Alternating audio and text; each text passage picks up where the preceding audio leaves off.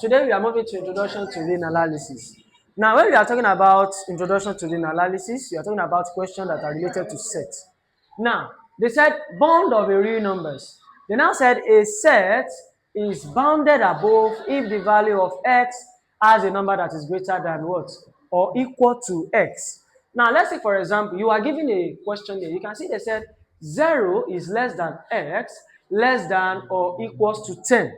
Now, a set is said to be bounded above when the x that is given to you is what?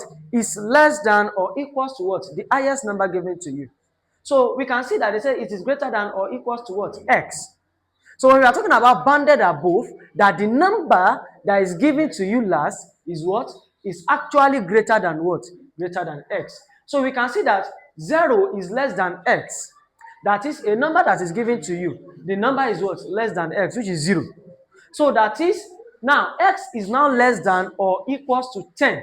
That is, the number is what? Is 10 and below. But the number is what? Greater than 0. So that's the reason why we wrote 1, 2, 3, 4, 5, 6, 7, 8, 9, 10. Now, let's now move to this place. They said a set is said to be bounded below if the value of x has a number that is less than or equals to x. Now, then I said 0 is less than or equals to x less than 5. Now, they said less than 5. So this 5 shouldn't be there. Now, which means that 0 will be counted among the number because they said that it is less than or equal to. So when we are talking about a number being bounded above means the first number given to you, it is equals to that number. So that's for bounded below. Now, the second number given to you, if the number is what? Is equals to that number, if your x is equals to that number, that is your number is what? Bounded above. Looking at this, we can see that 0 is, x is equal to 0. That is, x is bounded below. Looking at this, we can see that x is less than or equals to 10. So it is bounded above. That's how we differentiate it. So we are given two numbers.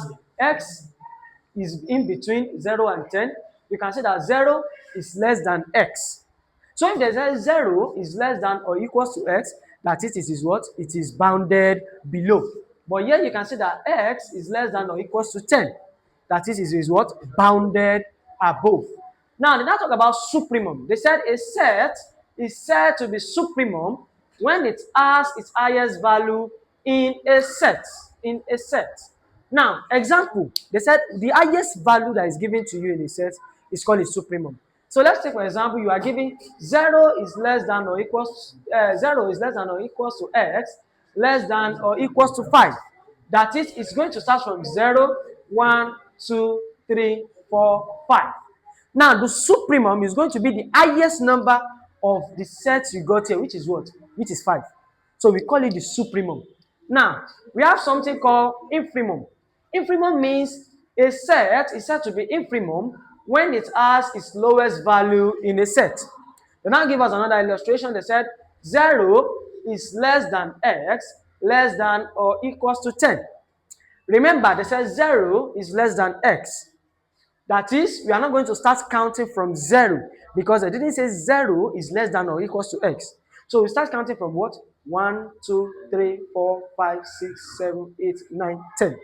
So your 0 is less than x, less than or equals to 10. So the infimum here is the smallest value, which is what? 10. So which is what? 1. So that will be our what? Our infimum. And in this kind of question, our supremum is what? 10. And the what? Infimum is what? 1. That is the lowest value. So that will be the first stage of introduction to real analysis. Thanks for watching.